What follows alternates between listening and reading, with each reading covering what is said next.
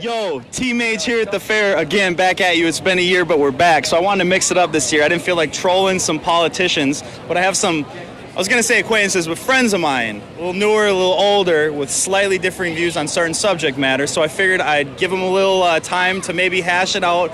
Nothing too crazy. This isn't Herman Cain versus Hillary Clinton over here or anything like that. So thanks for the laughs. I paid him for that. All right, so let's start. This is Adam.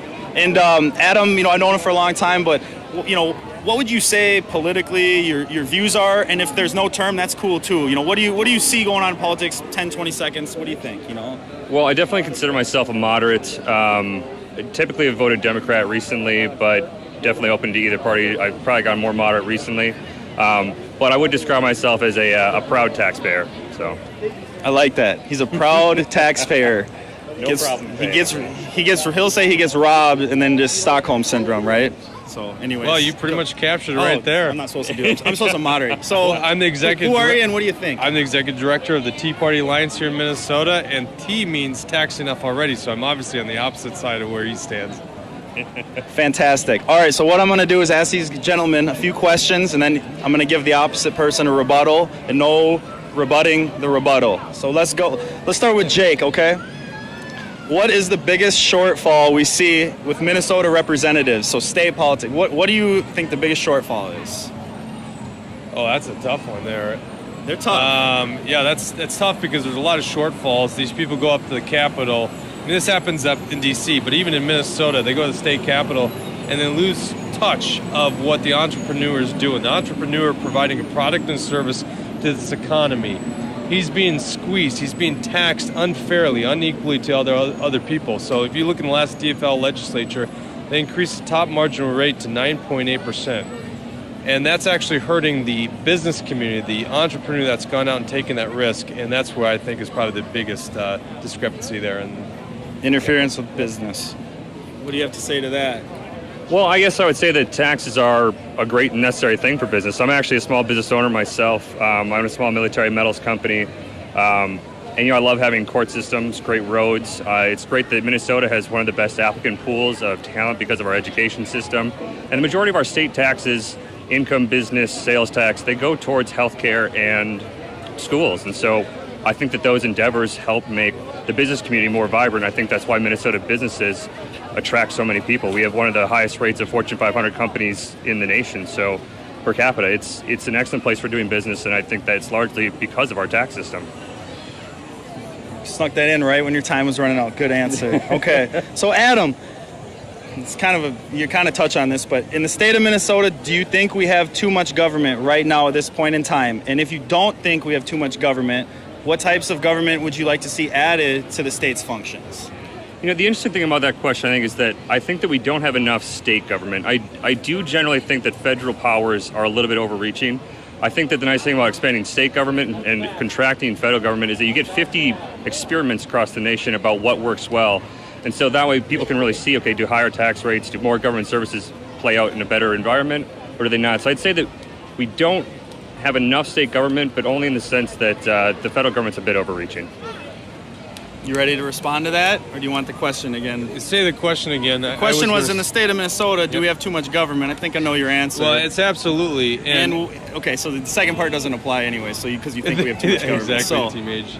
Well, I mean, we are laboratories of democracy inside each state, and even looking at that, look at the states that are actually moving more towards market-based economies. Minnesota's going the opposite direction. Look at the states that are actually reducing taxes, reducing spending, and look at Minnesota. We're losing business here. Tell me why a warehousing company would ever want to continue doing business in the state of Minnesota when we're the only state in the nation that taxes warehousing items. It doesn't make sense at all, and I'd rather see the state government shrink and the money goes and stays in the hands of the businessman and the family.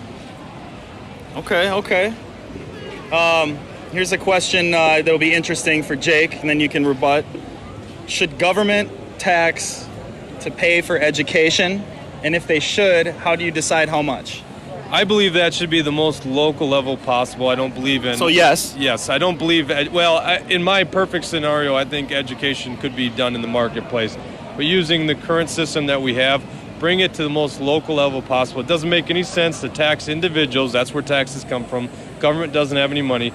So taxing individuals going all the way up to the federal government just to come filter back down to the bureaucratic system doesn't make any sense at all. That's a waste of money. Keep it local. That's the better solution. Education's one that I probably struggle with more than anything, because it does seem less fair to me that everyone should have to pay for, just the people that choose to have children that would actually go through the education system. However, I do think it's something that benefits everyone in society. I mean, a more educated population creates a better job application pool. It creates probably less crime, I would imagine, because it raises incomes.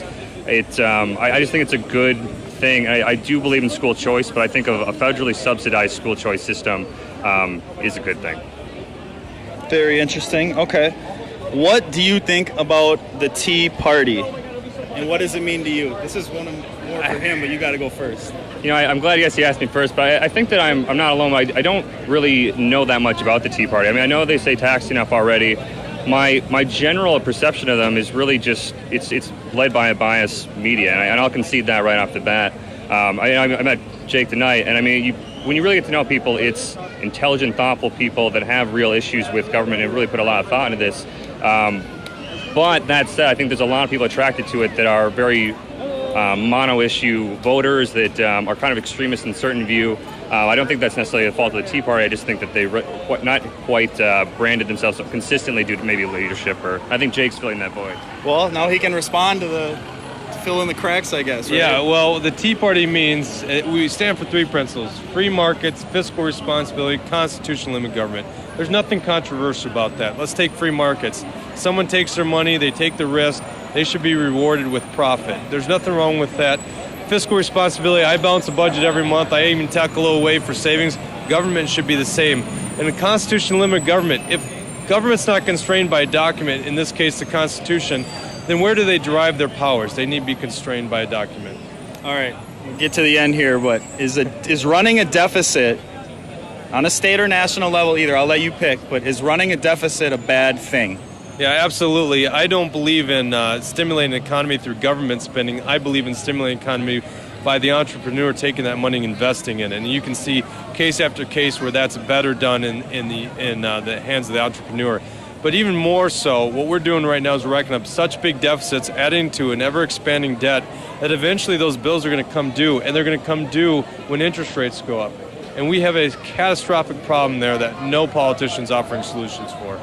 Would you like to rebut that? And is running a deficit a bad thing? Inherently a bad thing? I don't think so. I mean, I prefer that we don't, because we'll probably end up paying for a lot of it, our generation, that kind of group.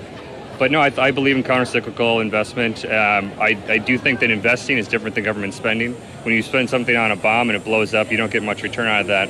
When you hire people, those people get money that then goes back into the economy, creates more jobs, greater demand. I think that the government should be a spender of last resort. I think jobs are the key, and I think government spending should come in to create those jobs where it's otherwise not prevalent, or the market's not creating the demand by itself. Well, I'm going to conclude it there. I thank both of you for taking time to appear on MAGE TV. We got some veterans and some new people.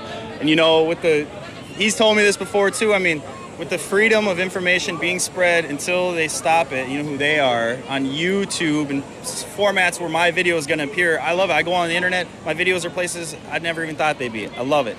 I want more people out there to bring people such as these two that you have in your own life together and have respectful dialogue, not just Facebook name calling or any of this garbage. So stay in school, don't do drugs, and get your friends and have some meaningful, tough discussions, because that's the only way we're going to get out of this fiscal mess. Thanks, guys. I appreciate it. All right, man.